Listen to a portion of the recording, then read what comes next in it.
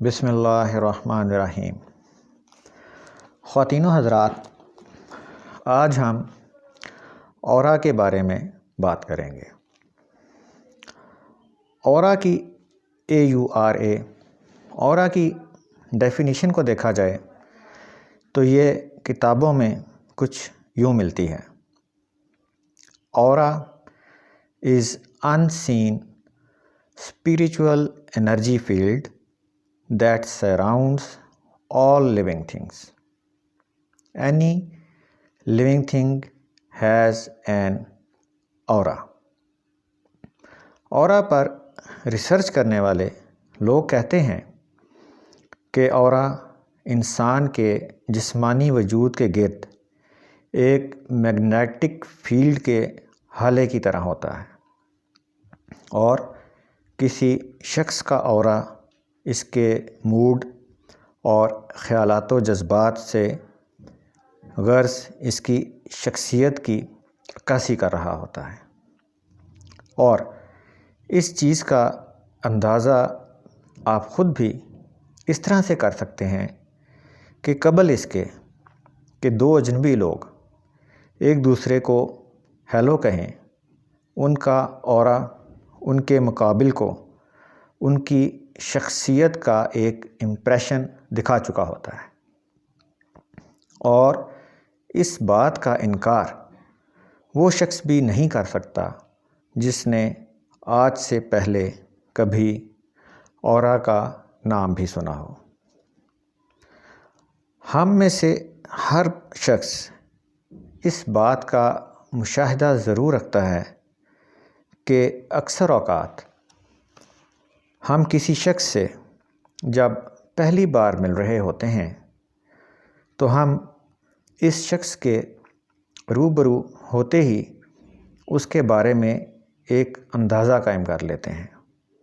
مثلاً یار دیکھنے میں تو یہ صاحب بڑے نیک معلوم ہوتے ہیں، یا کہ بھائی بڑا مغرور آدمی لگتا ہے، یا یہ کہ یار شکل سے ہی کنجوس لگ رہا تھا، وغیرہ وغیرہ۔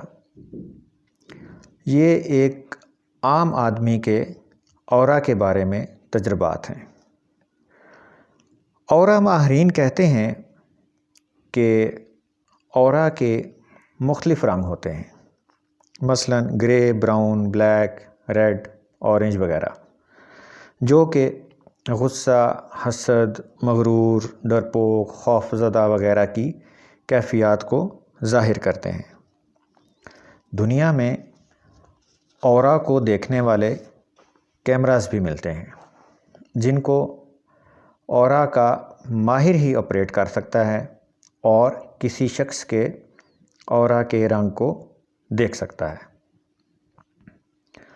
دنیا میں ہر سال نومبر کا چوتھا ہفتہ انٹرنیشنل اورا اویئرنیس ڈے کے طور پر منایا جاتا ہے۔ تو دوستو، اورا ہمارے جسمانی وجود کے گرد صرف ایک روحانی حالے کا ہی نام نہیں، بلکہ اصل میں یہ ہماری شخصیت کی عکاسی کرتا ہے۔ اسی لیے اورا کے بارے میں کہا جاتا ہے کہ in human beings it is a store house of all negative and positive energies. Positive energy سے مراد آپ خوش مزاجی، ہمدردی، پیار وغیرہ کے جذبات لے لیجئے، اور نیگیٹو سے مراد لڑاکا، ظالم، بد زبان وغیرہ آپ مراد لے لیجئے۔ اب جو اورا ماہرین ہیں وہ اورا ہیلتھ کے بارے میں بھی بات کرتے ہیں، یعنی کہ کوئی شخص دانستاً یہ نہیں چاہے گا کہ وہ نیگیٹو اورا کا حامل ہو۔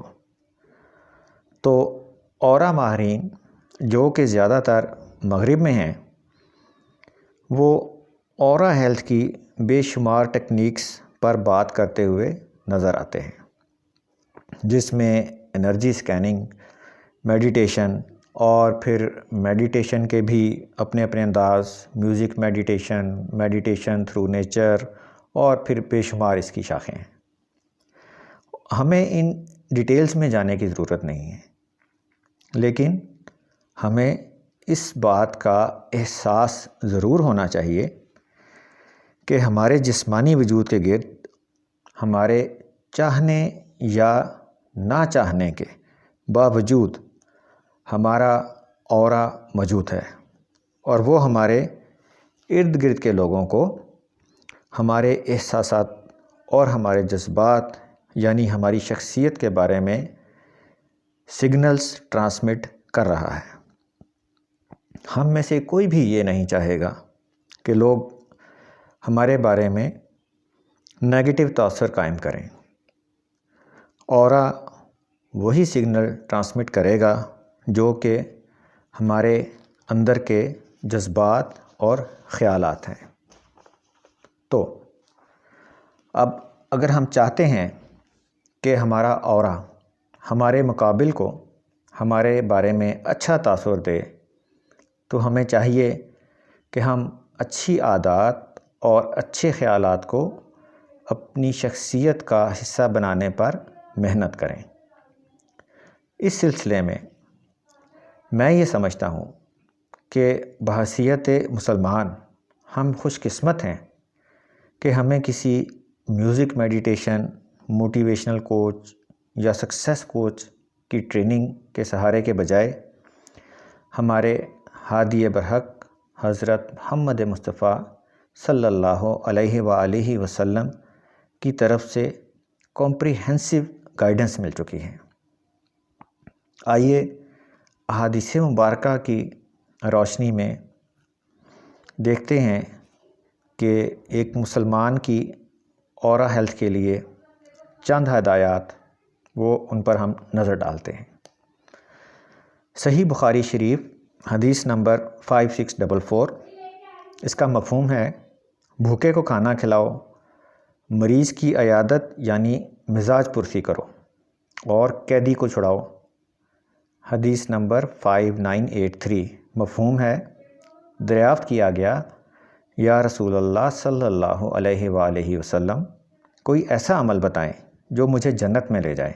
فرمایا اللہ کی عبادت کرو، اس کے ساتھ کسی اور کو شریک نہ بناؤ، نماز قائم کرو، زکوٰۃ دیتے رہو، صلہ رحمی کرتے رہو، ایسے اعمال تجھ کو جنت میں لے جائیں گے۔